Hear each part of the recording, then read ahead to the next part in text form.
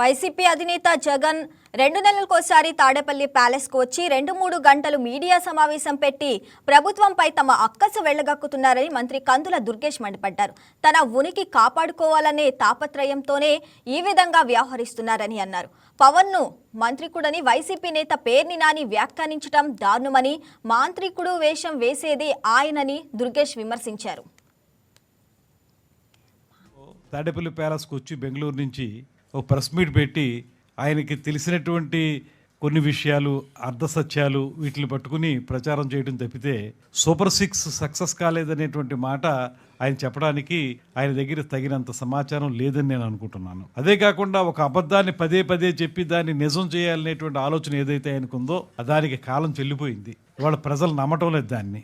ముఖ్యంగా ఇవాళ మీరు చూస్తే సూపర్ 6లో వారు 2,000 రూపాయల పెన్షన్ని 3,000 చేయడానికి వాళ్ళకి 5 సంవత్సరాల కాలం పడితే, మేము అధికారంలోకి వచ్చిన వెంటనే ముఖ్యమంత్రి చంద్రబాబు నాయుడు గారు, ఉప ముఖ్యమంత్రి పవన్ కళ్యాణ్ గారు 15 రోజుల్లోనే 3,000 రూపాయలని 4,000 రూపాయలకి పెన్షన్ పెంచినటువంటి సందర్భం.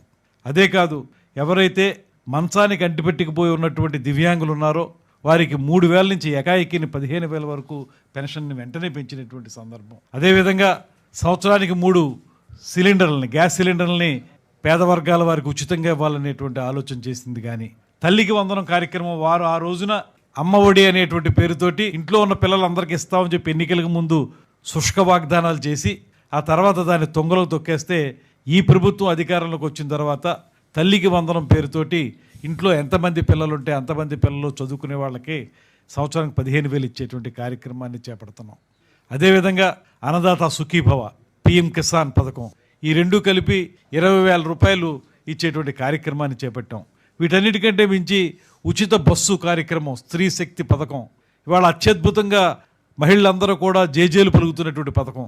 ఎవరైనా చిన్న చిన్న వ్యాపారాలు చేసుకోవడానికి బయటికి వెళ్ళాలన్నా, లేకపోతే బంధువుల ఇంటికి వెళ్ళాలన్నా ఆర్టీసీ బస్సులు ఛార్జీలు భరించలేనటువంటి పరిస్థితి నుంచి ఇవాళ పూర్తిగా హాయిగా ఏ రకమైన ఇబ్బంది లేకుండా మా ఖర్చులన్నీ కూడా చంద్రబాబు నాయుడు గారు చూసుకుంటున్నారనేటువంటి మాటతోటి వారు సుఖంగా ప్రయాణం చేసేటువంటి పరిస్థితి.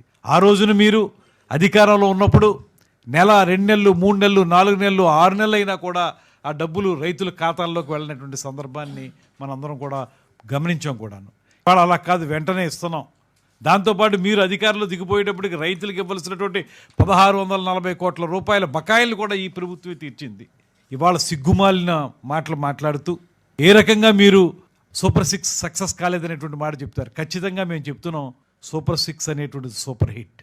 కారణం ఇది రాజకీయాల్లో ఉన్నటువంటి మేము చెప్పే మాటో, ప్రతిపక్షాలు చెప్పేటువంటి వ్యతిరేకమైన మాటో కాదు. ప్రజల్లో ఉన్నటువంటి ఆ సంతృప్త స్థాయి, సాటిస్ఫాక్షన్ లెవెల్ అంటాం కదా, అది కనబడతా ఉంది వాళ్ళ ప్రజల్లో. అయితే ఈ 18 నెలల్లోనే మొత్తం అన్నీ అయిపోయినాయి మాట చెప్పం, కానీ ఇంకా చేయాల్సిన కార్యక్రమాలు ఉన్నాయి. అవన్నీ కూడా ఈ కూటమి ప్రభుత్వం ముఖ్యమంత్రి గారి నేతృత్వంలో 100% అమలు చేసి తీరుతాం. ఇవాళ మీరు పదే పదే ఈ మాటలు మాట్లాడడం వల్ల, లేకపోతే మీరు ఏ రోజు కూడా ఒక రైతు కష్టపడుతుంటే, ఒక వర్షమో, తుఫానో, మరో డిజాస్టర్ వచ్చి, ప్రకృతి వైపరీత్యాలు వచ్చి రైతు ఆరుగాలు శ్రమించినటువంటి రైతు ఇబ్బంది పడతా ఉంటే ఏనాడైనా మీరు వాళ్ళ కళ్ళల్లోకి దిగి, లేకపోతే ఆ పొలం లోపలికి దిగి, చేలోకి దిగి ఎప్పుడో చూసారా మీరు? రైతు కష్టపడతా ఉంటే, రైతు ఎక్కడ నానా బాధలు పడుతుంటే గట్టు మీద హ్యాపీగా నిలబడి మీరు అక్కడి నుంచి మాట్లాడి వెళ్ళిపోయినటువంటి వాళ్ళు, విహంగ వీక్షణం చేసి ఆ పైనుంచి చూసి వెళ్ళిపోయినటువంటి మీకు రైతుల కడగండ్లు కూడా తెలియదు మీకు. ఇవాళ మీరు వచ్చి ఏమి చేయలేదు అనేటువంటి మాట, సూపర్ 6 ఏం సక్సెస్ కాలేదనేటువంటి మాట చెప్పడానికి మీకు అర్హత లేదు అనేటువంటి మాట మేము స్పష్టంగా చెప్పగలం. అంతేకాదు, ఇవాళ ఏ రైతు అయితే కష్టపడతా ఉన్నాడో, మొన్న మధ్య వచ్చినటువంటి తుఫాను వల్ల రైతు కష్టపడితే వెంటనే ఇన్పుట్ సబ్సిడీ ఇచ్చినటువంటి ప్రభుత్వం ఈ ప్రభుత్వం, వారిని ఆదుకుని. మొన్న మందా తుఫాను గురించి భయభ్రాంతులు అయితే అందరూ కూడా ఎప్పటికప్పుడు ముందుగానే డిజాస్టర్ ప్రిపేర్నెస్ ద్వారా అన్ని గ్రామాల్లోనూ కూడా రైతుల్ని ఏ రకంగా రక్షించాలనేటువంటి ఆలోచన చేసి, రాజకీయ నాయకత్వాన్ని కూడా అధికారులతో కలిపి అందరం కలిసి సమిష్టిగా వారిని రక్షించేటువంటి. హాయ్ వ్యూయర్స్, ఈ వీడియో మీకు నచ్చినట్లయితే లైక్ కొట్టి షేర్ చేసి వైకే టీవీని సబ్స్క్రైబ్ చేసుకోండి.